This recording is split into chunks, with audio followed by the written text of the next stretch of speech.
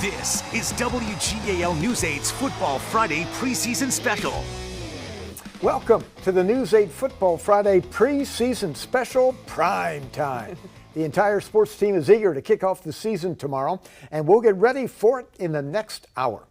Good evening, I'm Mike Hostetler. I've got you covered in the Lancaster-Lebanon League tonight. And I'm Barbara Barr. I have all the preseason action from the York Adams League. And I'm Pat Principe, live at Cumberland Valley High School. I'll have the lowdown on the Mid-Penn Conference, which is where we break the seal on our preseason special with the Mid-Penn Liberty. It's a division that's shaping up to be a two-horse race.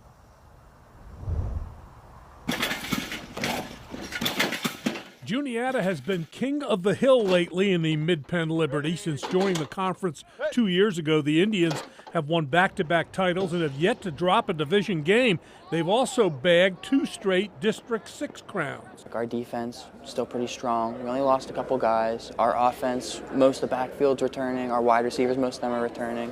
And I think what really helped us, we had that playoff experience.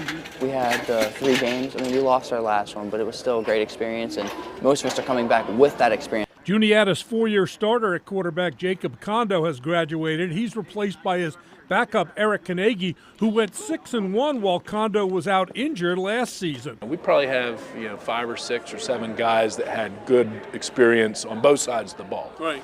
So, I think that, as long as we can stay healthy and as long as the kids stay competitive, I think we should be, right up there in the mix. Upper Dauphin is the best bet to challenge Juniata for Liberty supremacy. The Trojans welcome back a lot of the firepower that averaged 40 points per game in their 9 wins. Our offense is just so electric, especially with how much motion and stuff and fakes we have. It's just, I don't want to say unstoppable, but pretty much unstoppable. We have most of our running backs back, and 2 of our 5 linemen, or offensive linemen, are back. So we got something to build on. Newport aims to bounce back from a rare down season that saw their squad whittled to 17 players at one point due to illness and injury. We were very young. We have most of the kids coming back. So I'm optimistic.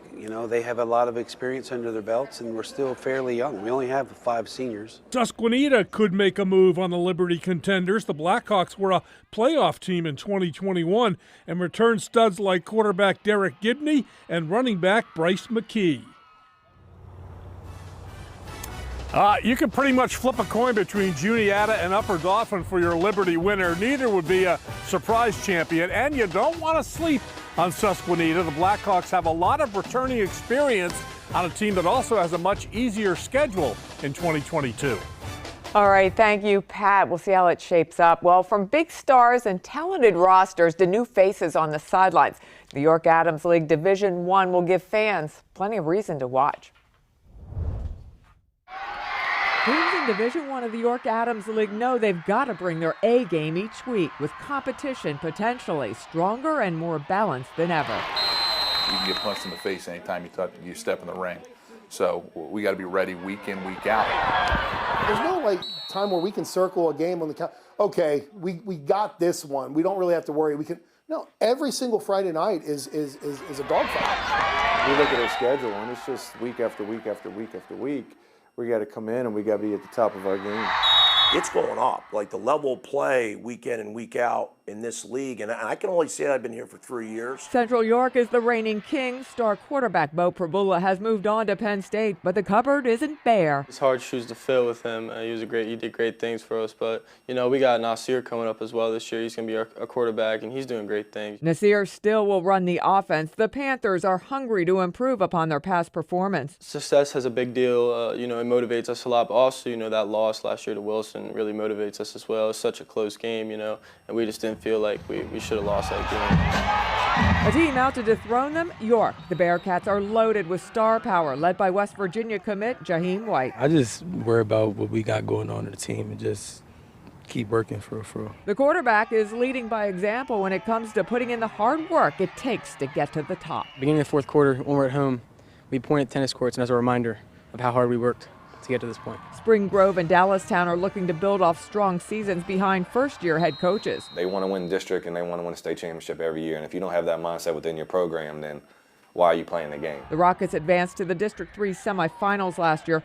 quarterback and Fordham-bound Andrew Osmond is helping his new coach by taking on more of a leadership role. The kids that are younger than me and the kids that are even younger than the younger kids, like, they gotta understand the culture, and we want to build a winning culture. Dallastown is turning to youth with 25-year-old Levi Murphy as its head coach. He'll rely on an offense led by Pittsburgh-bound wideout Kenny Johnson. Despite his electric ability, he keeps his feet on the ground off the field. If you're just having a conversation with him, you wouldn't know the kid's going to be signing some paperwork here to get college paid for and that he's an incredible talent because he's just humble. Red Lion, Northeastern, and Southwestern are also contenders looking to make some noise. I hear people tell me all the time in public how excited they are to see us, how much they like watching us play.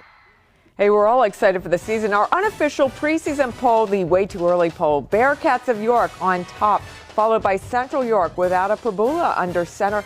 Dallastown, Spring Grove, Southwestern, and Red Lion always tough. Northeastern with new coach Kirby Brubaker, but as the coaches say, this is a really balanced division from top to bottom.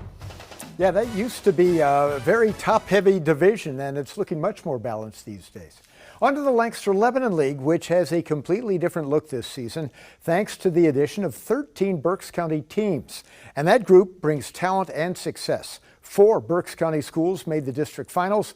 2 brought home championships last year. So let's start with Section 3, and what an intriguing mix it is. I give the league planners an A+ for how they assembled this group. Each team in the room now, I think it says they can be a second champion, and I think they're right. It might be a photo finish in Section 3. It's the most unpredictable group in the league and should be a doozy to watch. Solanco's hoping to be a contender. The Golden Mules return the key to their rugged ground game. Brody Mellinger, who's one of a whopping 24 seniors. The majority have been playing since sophomore. So just the experience of being out there during practice is so much more smoother.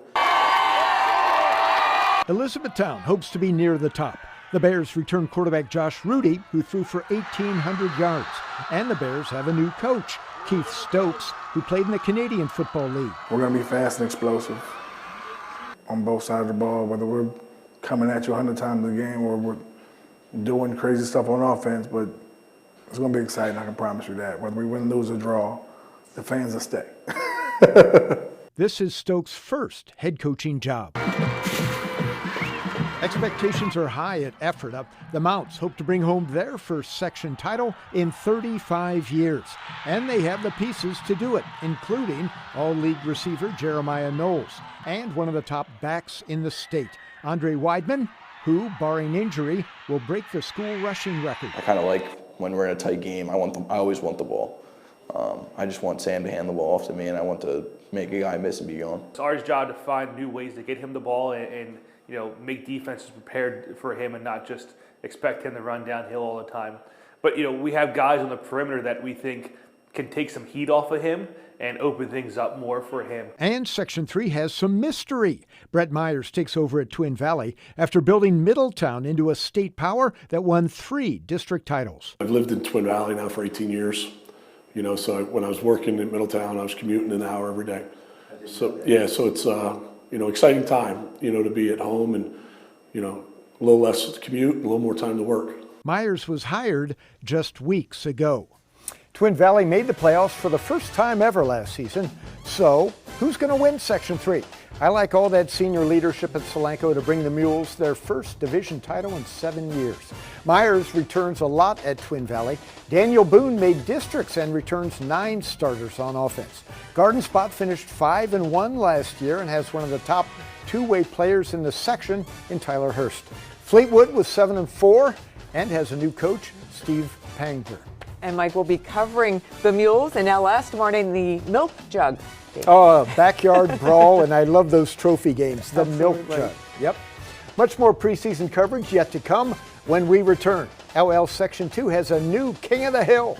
And Pat Principe joins us live again with how Mid-Penn teams in the Capital Division are preparing for 2022.